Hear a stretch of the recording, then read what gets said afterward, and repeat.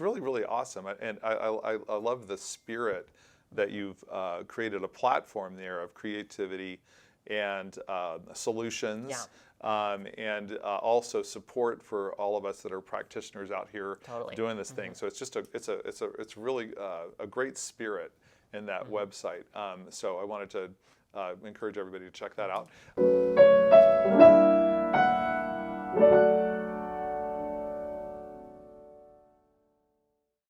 Hello, this is Ken Thompson. Welcome to Journeys, a MACSA Podcast. I'm delighted to be here today with Dr. Michael Clark here. He's a pianist, teacher, and creator. His website, michaelclarkpiano.com, is something you should definitely check out. I've been digging through it a lot this past weekend, and it's just a phenomenal website. I'm going to give you a little bit of a sense of where he's at in his career right now as a pianist. He's appeared in over 15 states as a soloist, clinician. He specializes in 20th and 21st century music. He recently released an album of waltzes and character pieces by Florence Price. I think 7 of those were debuts, yes. if not world. Okay, and that's on Navona Records back in February 2024. And just this month, January 2025, he has published Rediscovered Gems for Solo Piano by Florence Price. These are all informally not published. Never before published by Hal Leonard. Been very busy with that. As a teacher, he is assistant professor of piano at Baylor University, a nationally certified teacher of music, developing musicians of all ages. And as a creator, he founded Piano Tricks in 2020, which I have to say has now become my favorite website. It is a phenomenal exploration of redistributions and refingerings for tricky spots in the piano literature, which I love. It's amazing. We'll get into that. And he writes and presents on practice strategies, and it has given many workshops at MTNA, TMTA, and state conventions all over the world. He is a former TMTA and MTNA performance contest coordinator, very busy with that, and has served as president of the Forum Music Teachers Association in Houston. He has a DMA in piano performance from Rice University, MM from University of Houston, BM in piano performance from Ithaca College, and I'm going to list his primary teachers here: Robert Rue, Nancy Weems, Jennifer Hagee, and Melinda Smashy. And he studied pedagogy with Courtney Carpel and John Weems. So, lots of things. Lots and lots of things. You know, I told you this before, but I have to re-emphasize. I really wanted to get you on the show, and I so appreciate you being here. You're so busy right now with all your performing and promotion of your album, as well as the works of Florence Price. So I was just worried that you would be too busy, you know. So I really appreciate you coming.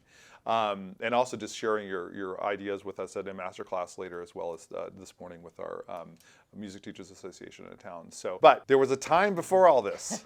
There was a time, I'm guessing, that you did not even know what a piano was. Maybe you don't remember, I don't know. But I'd like to kind of go back there and talk about how you came to this place that you're at in this world. So. Taking us way back. Yes. When did you start piano? Well, first, thank you so much for having me. Absolutely. And yeah, I grew up in a small town in southwest Missouri called Bolivar, Missouri, in the Ozarks. Nice. And my sister took piano lessons before me. And so I always remember us having a piano, and there was music in the house. And I would say the primary place I heard music was in our church. We went to a pretty big church with a choir and organ and piano. So music was around in that sense. And I started lessons when I was 7 with the teacher at Southwest Baptist University, the small university in that town. And her name was Melinda Smashy. Oh, great. But she was new teaching there, and my sister had started with the previous teacher, and that teacher was a little stricter. Okay. And I remember, I'm told that teacher, when I was like a little kid, would come to help pick up my sister. She said, that boy needs to sit still if he's ever going to take piano lessons. So Melinda had a gentler approach. I see. She was willing to take a squirrely little boy. Very good. Well, you're doing very well with sitting now. Yes, You've yes. obviously overcome that challenge. So now this is very interesting. So you're So basically, this was the teacher in the university, right? Basically, yes. So this is not. I mean, good for you. You know, I good was for very you. fortunate, You're very, very fortunate. How do you? I mean, obviously at that age you probably weren't aware of exactly the mechanisms, but No. how did that connection occur? Well, my father taught at this university in our hometown, see. and Okay, so okay. it's only 10,000 people in the town, so Okay. it was a small community, and my sister was with the previous teacher, so it just was a close connection. So that's great. Okay, so that's very interesting. So he is a professor there. Yeah. He has a connection with the other professors, and Yes. then knows to find great teachers for you. Okay, that's so amazing. Now, did your sister continue? She took lessons through high school, so she Okay. reached a competent level, Okay. but that was about where she stopped. Okay, wow. Well, then, okay. So how long were you with then your first teacher? Yeah, from 2nd grade to 12th grade, so all the way through high Wow. school. This is like such a heartwarming story. Not only do I love it, I have to say that you put your first teacher in your bio, which a lot of people don't do, and I kind of find that as a person who teaches pre-college to be a little bit hurtful sometimes. But I love that you do that, and you were with her the whole time. What an experience! So, how did you remember? Did she shift her style as you? I mean, that's a big change, right? From that age to Yes, definitely. whatever, 18, 17, 18. Yeah, So- I remember there were a few junctures along the way. I have some, the things that stick out are the pieces that I rebelled against. Okay. I remember, I really could not play that Bach minuet in G, bum, ba da da da da. Yeah, I think it's because I wouldn't practice it, perhaps. But It's strange, but that does happen. the middle section, I just could not get. Totally. I wrote on the book in pencil that I didn't like it. I mean, in pen, I wrote on it that I didn't like it. Anyway, Okay. but we got through that somehow. And she told me this after the fact, that it was about in middle school. At that time, I didn't take lessons over the summer. We took a break. Yeah. And so I remember I had gotten into musicals, like Broadway musicals, and my parents had sheet music for The King and I, and I really liked the overture. And so over that summer, I just was trying to learn to play that overture. And she said when I came back to lessons that summer, my reading level had grown so much. And she said, wow, that really allowed us to go to a deeper place with repertoire, because just my own interest in trying to figure out this piece had taken me to a higher level. How cool! So then, that's really responsive of your parents then to have identified that, he loves this. Let's get him something. Or maybe you asked for the music. Is that what I happened? think it was an old copy that my parents had, I actually. see. So Okay. I mean, they would have gotten it for me if I'd asked, but they had it. So. Okay, and so that was in a way, I think that's really important for students to find their dream, a dream in a sense. That was a dream. You wanted that. You had motivation. Definitely. And then you basically you had to use your own resources, Yes, right? yeah. Over that summer, and of course your skills got honed. Isn't that interesting? Because then from that point, she says, now his reading skills have increased. I can give him more. And I'm guessing that as she gave you the more complicated repertoire, it maybe resonated with you a little different. Yeah, I remember playing Chopin's Raindrop Prelude, and I remember asking her, there was a part, I was like, can I go a little faster here? And then a little slower here? And she was like, yes, Yes, of course. that's you kind of discovered Yeah, vibrato. on your exactly. own. I was like, wow, I'm kind of feeling this music. Yeah, So yeah. that started to change my relationship to it. And around that time also, I was playing Debussy's first Arabesque. Okay, So yeah. I developed a real interest in Chopin and Debussy, and my parents bought me CDs. I had this Vladimir Ashkenazy, my favorite Chopin works CD. love it. So I got Okay, all into yeah. that, and this Debussy CD of Peter Frankel. And so, back in those days, we couldn't just stream anything anytime. So That's right. I would just wore out those CDs, Yeah, and yeah, I yeah. really loved those pieces. So then of course your ear probably got really highly developed with that, and then you had a vision of what you wanted to achieve. Yeah. So would you say you became quote unquote serious at that point, or More serious, at least. And that was 7th, 8th grade. And then getting into high school is when I became much more serious, I'd say. And I remember I was kind of precocious. I was thinking about college already, Sure. and I was like, Oh, wait, at 14? Well, yeah, freshman Okay. year, I was like, That's a looking good up- idea. Well, and also, being from a small Midwestern town, I had ideas about leaving. I liked it. I just meant when I'm gonna leave this Right, town, of where will I course, go? of course, right, So right. I remember looking at schools, and I was always checking out different majors, but I was like, do they have a music minor? I always was like, but what about the music minor? Can I still do music? And then it finally occurred to me, maybe the thing I want to do is music. That seems to be the yes. thing that I can't they have to have that, right? Right, And right. so I think it was actually in my freshman year of high school, that's when I said, okay, maybe I will major in music. Now, when you were thinking of these other things with minoring in music, what were these other majors? Just curious. Yeah, I think I was interested in journalism at the time, Okay. which I think would be a pretty stressful career. So I'm relieved with the path I chose. Okay, so in an alternate universe, you're a journalist who also plays piano. I guess so. Okay, that's good to know. And so journalism was one of those considerations. Now, so your teacher obviously did a really good job of staying connected with you and kind of leading you through many changes. At what point did you tell her and your parents that, like, hey, I think I want to do this music thing? Was that a conversation or? Fortunately, I always had their support. I think I indicated in freshman year of high school that's what I thought I wanted to do, and they said sure. They never were discouraging me along that path, and they could also see that I was putting in more work as well. I do remember there was a conversation, like when my lesson length increased, it was 30 minutes for a very long time, and then when I increased it to 45, they said, well, you need to practice at least 45 minutes a day, and then an hour, and so that summer after my freshman year was the first time I went to a summer piano camp, which was a really transformational experience for me. So it was the University of Central Missouri piano camp in Warrensburg, Missouri. Oh, in Warrensburg. Yeah. Oh my gosh. Yeah. Okay. And so that was a big deal for me because I had not really ever been around other young people who were interested in piano. Basically, in my hometown, I only knew me, who was doing piano at my age. Yes. And so I was exposed to a lot of interesting repertoire and was challenged also. I remember specifically on Mia Hines' door, she had an interview with Nilly DeTrue, her teacher, and it said something there about how many hours you should practice per day, and I think 3 was thrown out as a minimum or something. And I thought, I'm not doing that. 3 hours a day. And I remember thinking, I was like, I need to figure out how I'm going to do that. I'm going to have to schedule that. And so I made a commitment then, starting my sophomore year, to do that, to practice 3 hours a day. And so that really obviously transformed my relationship with them. Amazing. Yeah, those summer festivals that are good, like that one. I mean, that's an amazing one. Dr. Wesley True, of course, Nolita's brother, was, I'm sure, a part of the camp. Well, I think he had retired by that point. He retired by that point. Okay. 2007 or 8. Okay, but there's an amazing legacy in Warrensburg, so that's really cool. But those experiences can be completely transformational. I mean, I'll share a little bit on my own too. I went to camp that was near Atlanta, but anyway, it was Nolita True was there for 5 weeks, which was quite unusual.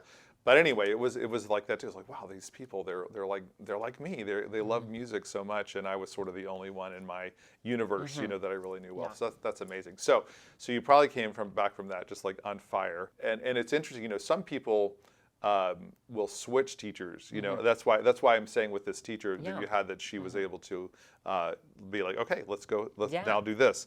Do you remember? I mean, she must have been delighted, I'm guessing, when you came back, just like excited. Yeah. Do you remember what that was like that year? Well, she always was meeting me where I was at, and she was always ready to give me more. And I remember I came back like knowing about different composers, and it was like I'd heard a piece by Ravel, and she was like, "Oh, of course. Well, that was the sonatine." And then she would explain. She would provide all this context that I didn't think to ask before. Right. So that was very valuable. And also, I began to tap into some of her specialty areas a little more too, because I remember she does a lot of contemporary music, and I, at that time, was not into that. I remember there was this Cacciatorian toccata, not the big one, but there's like a littler one in a Masterpieces with Flair collection. Right. And I remember hating it. I just thought it was the ugliest thing. It's like, and I thought it was the ugliest thing. And I don't know if I ever finished it, but anyway, that was my relationship to contemporary music at that time. Contemporary, but 20th century music. I hear you. Right, yeah. So, but at the Warrensburg camp, one of the faculty, or I think it was a student counselor, played the first movement of Carl Wein's Piano Sonata. Oh, wow. And I was like, what is this? Yes, so of course. that was really cool. So then my teacher helped me find his 5 bagatelles. So then I worked on those because that was more appropriate for me at that time. Yes. So that was a big change for me. It's so important to have that, and you did. And obviously, I think I can sort of hear in your talking and having read your website and very thoroughly, a lot of that is imbued in your own teaching now. A lot of that meeting people where they are, and then helping them forward, and getting them excited about music and all that. That's amazing. Okay, so it's fascinating. I'm kind of skipping a bunch of things. So there, as you go through high school, right? You're working. You're eventually going to be deciding where to go for college, and you went to, I think, Ithaca for your BM. How was that decided on? How did you pick your teacher for Absolutely. Ithaca? Yeah. So Ithaca also had a summer piano camp, so I went to that the next 2 years. And I know it, and so I developed a relationship with Jennifer Hagee at that fantastic. camp. Okay. And it was a similar experience where I went, and the level at that camp was even higher. And so then I started to become aware, that I'm one fish in a very big pond, Right. And so that was, it wasn't discouraging, it was kind of inspiring, I think. Of course, And I, was impressed by her as a performer. Absolutely. Man, she gave the most incredible recital with yeah. Liszt's Sixth Hungarian Rhapsody, and wow. I had never seen anything like that. Really? Because Yeah. in a small town, we'd occasionally have artists come in, but I had seen a dearth of top level artists, so I was blown away. Yeah, you were blown. Well, I'll share you a little bit of a crazy story.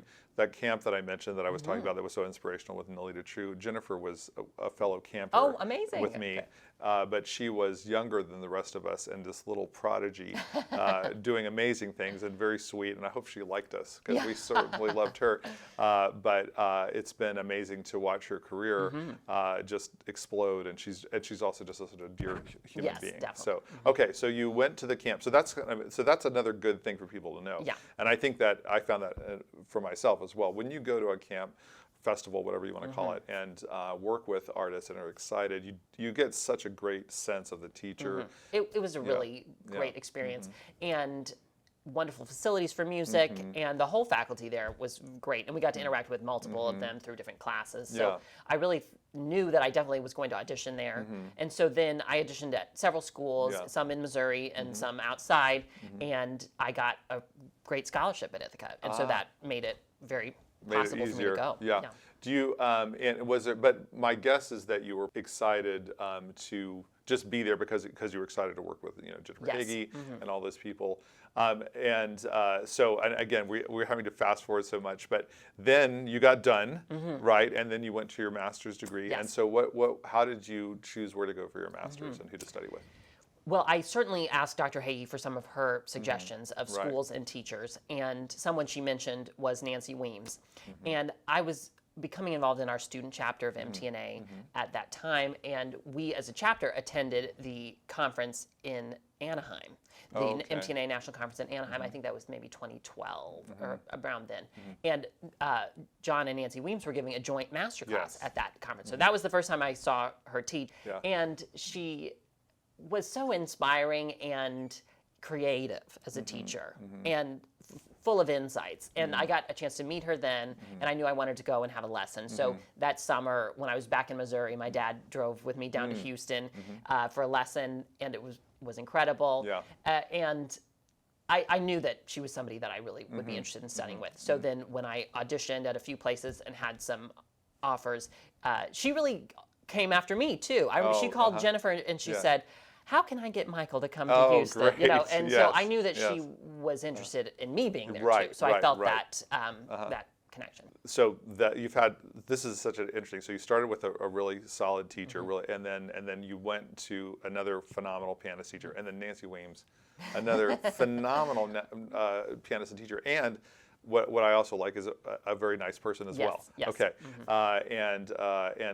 And tell me about then, again, I'm having to skip because you've done so many things. So now DMA time. So what was your decision process with that? So I felt like master's was so short. It was just 2 years. And I decided to not immediately go into DMA because I almost felt like the second year of master's was going to be entirely devoted to the DMA audition. Well, that's true. And so at that point I thought, I'm going to delay this. And so I decided to stay in Houston. I was teaching privately. I taught adjunct at Lone Star College, and I taught in an after-school program, and I still came to Mrs. Weems' studio class. Oh, how nice. So I felt still connected to that community. And at that point, I decided Houston is a great place for the arts, a great place for learning to be a good piano teacher. So I thought I'd like to stay in Houston. So I applied to University of Houston for my DMA. And then really as a lark, it was Thanksgiving Day. I was like, I'll just apply to Rice also, which is also in Houston. Right. And I had not gotten into Rice as a master's student. And so I just thought, well, I'll just try again. Just give it a shot. Yeah. And this time I passed the pre-screening, and I was given an audition, and I had a lesson with Robert Rue, and it was another wonderful experience. And all my teachers have been fantastic. He's a little firmer. Oh, you're communicating and being very diplomatic. So, yes. firmer, And so, yes. but I thought I could benefit from But that probably too. at that time in your career too. Yes. And Yeah. Yeah. And so after my lesson with him, I thought I can grow a lot with him. So I really, of course I was already practicing hard for the audition, but I thought I just, I want to give it my all. Right. And then I got in. And Wow. so that was, I guess, 2017, then that I started my DMA in the fall. And the Shepherd School of Music at Rice University is a wonderful place to be. I've enjoyed all my school experiences, but the Shepherd School, thanks to the generosity of Houston donors, everybody who goes is fully funded at the DMA level, and I didn't realize I that. got a stipend, and I had a teaching assistantship. So they really made it possible for me to focus on my studies. Yeah, that's amazing. Wow, that's really, really incredible. So again, a great experience with another great teacher, and I wanted to touch a little bit on your pedagogy background, just because those are two of my favorite teachers, are Courtney Crapel and John Weems. Yes. John is what inspired me to do what I do as a teacher, and I think countless others. And then Courtney is a dear friend as well, as I have tremendous respect for him as well. So did you study pedagogy? Yeah, so I did a master's in performance and pedagogy. Oh, that was see. actually, I should say, another thing that attracted me to the University of Houston was the opportunity to do that. And I learned a ton from Courtney, especially about how to think about teaching and how to plan, how to understand learning, how students learn. And that was in my master's degree. And then in that year off, I took some private lessons with John Weems on how he teaches beginners. Yes. So that was very influential from a technical and musical perspective on I'm the sure. training of beginners. Wow. Okay. We caught up a little bit close to where we are now. So let's talk about a little bit about what you're doing currently and what you have coming up. You've got some performances in Bogota, Colombia, and in Turkey. Yeah.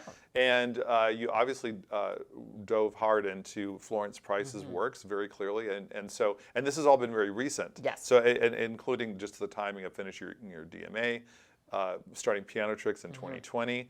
And I almost don't even know what to talk about first. But maybe let's talk about Florence Price. Okay.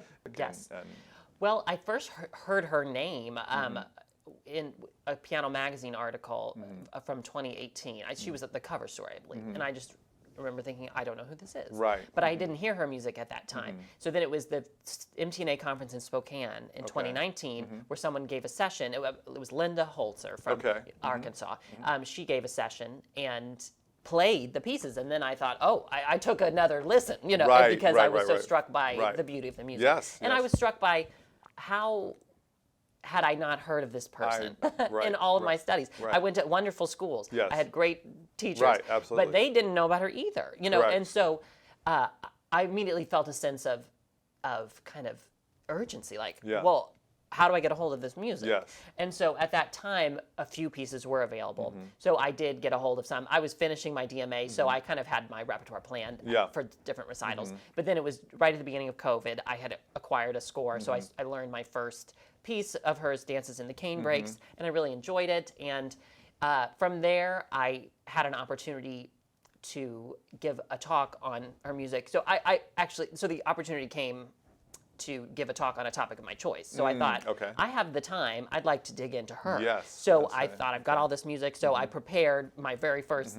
little talk and performance of her music in 2021, I think. Okay. Yeah, Right. It's hard to keep track. Right, of course. And then from there it just grew. I thought, well, I'll learn some more pieces. And it kind of snowballed to where then I decided I'd like to record some of the pieces that have not yet been recorded. Right. And she wrote many waltzes. And I noticed that as I was flipping through the publication. So I thought, well, what if I collected these into one album? That makes sense. And so I did that, and that was about 30 35 minutes. So I thought she also has a lot of other romantic genre style pieces. So I thought, let me flesh out the album with that. And I got a grant from Baylor to great. Okay. fund that album and the recording project. So that came out in 2024, about a year ago. Yeah. And that featured 7 pieces that had never been recorded. The others maybe once or twice, so still pretty fresh. Right, right. And that was a wonderful experience to dig into those pieces and share them. Yeah, amazing. And so now, and it is, I have that same feeling, which it was like a little bit of like, almost like some resentment about like, why did I not know this? Yeah. You know, everybody's kind of feeling that, I think. But it's so, important to hear it. Yeah. And then also, especially for people that are in the, you know, students or whatever that might be in the dreaming stage, like, you know, you heard a lot of music as a student yourself. Well, it's nice to hear it aside from just, but even getting your hands on published copies is very, very difficult. And so to add that to the, as well is really, really important. So what was it like? I mean, I could ask about, you know, putting an album together. I mean, I'm sure a lot of people have thought about putting an album together and how you do that, but also how do you put a publication? I don't even know what to ask because it's so interesting both. Well, so part of the process for me with doing the album was to visit the manuscript archive at the University of Arkansas. Okay. The special collections Okay. there where Right. Price's manuscripts are. Okay. Because every piece that was on the album, but for one, was published. But I knew there was another waltz that was not yet published, so I had to go to the archives to find it. And through that process, I was able to find even other copies of the same pieces, and I thought, oh, well, this sheds a little new light on this. Because there were differences. Yes, you know, very subtle differences. Okay. But and I uncovered the occasional misprint that I thought was able to correct because I saw the manuscripts. So that was part of my process for performing. Yeah. And then, as I was there were just so many pieces that had not yet been published. So the ones that were published were not always the easiest to get a hold of. They were published in single copies, and that can get expensive for people. So my dream was, can these pieces be collected in a volume that is accessible for people? Because just as a piano teacher, I know it's a hard sell sometimes. I'm like, oh, can you buy this book? Can you buy this book? Can you buy that book? And then it adds up. And so I thought, more people will buy the book if it's a lot of pieces. So I reached out to Hal Leonard. I was aware of a connection there, and this was late 2023. And she passed along my information to another department, and I never heard back. But then, when my album came out, she reached out to me again, and so that kind of worked synergistically. Yes. And she said, "Did the classical department ever get back to you?" And I said, "No, they haven't." And she was in the educational department at Hal Leonard, and she said, "Well, we would be interested in doing something at a more intermediate level." And so I said, absolutely. So I worked on pitching something to them, and it was a long process of ironing out some of the copyright questions. So our understanding, I mean, is the plain reading the law is 2024 January, works that were not published in Price's lifetime entered the public domain. So Hal Leonard agrees, but it took them a bit to, they had to check, you know, the dots, cross, however that phrase goes. You know, I think dot the I's, cross the T's, right. Yes. So then it wasn't until this past summer that I submitted my my Sibelius files to them, and then we got the book together, and it was just printed and published this month. Okay, wow. So as soon as it could have been, in a sense. You know, we don't realize the amount of extra stuff there is behind something like this coming out. I mean, that's quite a lot of tenacity, and I'm sure there were some moments of frustration along the way, probably. But here it is out, and it's funny.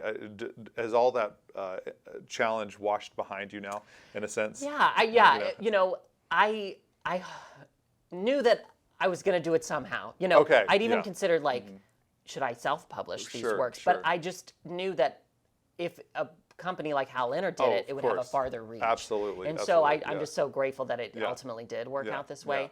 And I'm very, you know, it felt so exciting to get the package in the mail. Imagine. You know, I can't imagine. Wow, you know, so even though I do often play from iPad these days, it still just feels different to have a book. So let's talk a little bit about, again, now which this is so cool how it works so synergistically. You needed to study the manuscript. which makes sense to do these recordings.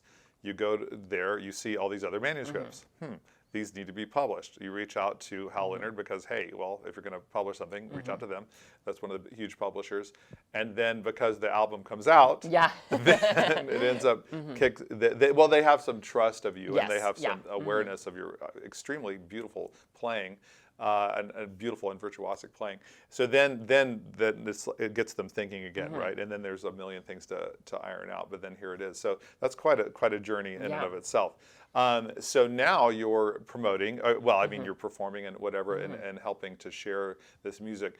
So we already talked about Colombia, we talked about Turkey. Have you been there before? No, Any of those so places? I've never played internationally, so I'm very excited for that opportunity. So I'm giving a recital in Ankara, Turkey, at Bilkent University, where I'll play Florence Price's Piano Sonata and give a master class as well. And then at another university in Turkey, I'll give a Florence Price presentation. So I'm guessing that in Ankara, have they had a lot of Florence Price wouldn't expect. performances? I wouldn't expect. So what? Oh, I have to. Sorry, I keep forgetting the piano tricks. I just have to talk a little bit about that. I know we've talked about so many things already. So piano tricks, for those at home, are basically other ways of approaching challenging repertoire through redistributions, refingerings, and whatnot, which we used to share those things like on copies or secretly, like, oh, here's a bunch of things. I have a ton of stuff like that, and I love that kind of stuff. I think it's so good to use your brain. Totally. One of the people you interviewed on that site, I'm blanking on her name right Dorothy now. Brandwine. Dorothy, yeah, thank you. I read that whole article. Fantastic. I've taught a lot of Ravel, and I use the Nancy Bricard editions because they're so great with things like that.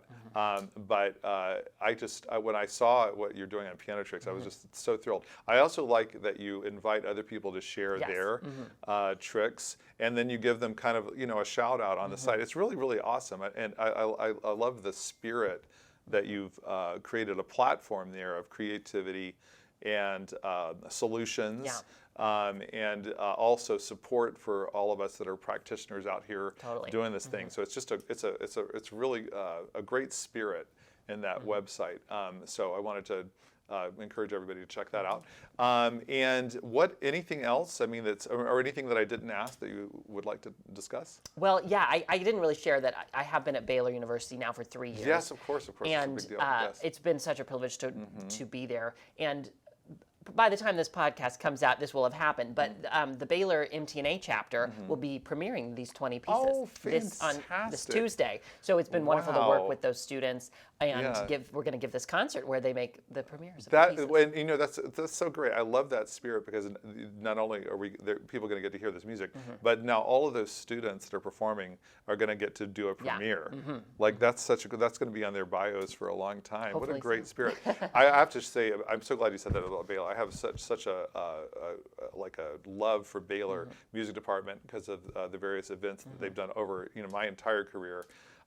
There's so many phenomenal teachers, phenomenal facilities there, and just a great spirit in that music department. Yeah, and a great summer piano institute. Absolutely. Connecting back to, Well, that's true. That's true. And I've had a lot of students that have gone to that summer institute. So yeah, y'all go to those things because that's really, really critical, and it's a great experience for the students. Thank you. Anything else that I didn't ask you?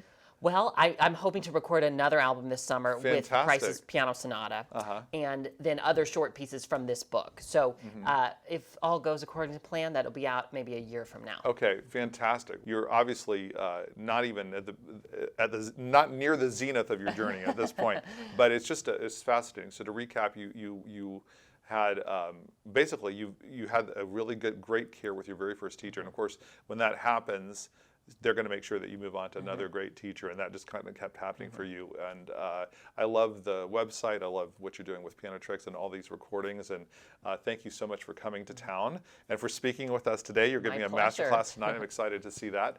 And thank you all for being with us. I'm so glad that you could be with us while we're talking with Dr. Michael Clark today. This is Kenneth Thompson from MACSA Musical Arts Center of San Antonio, wishing you well on your journey. Thank you.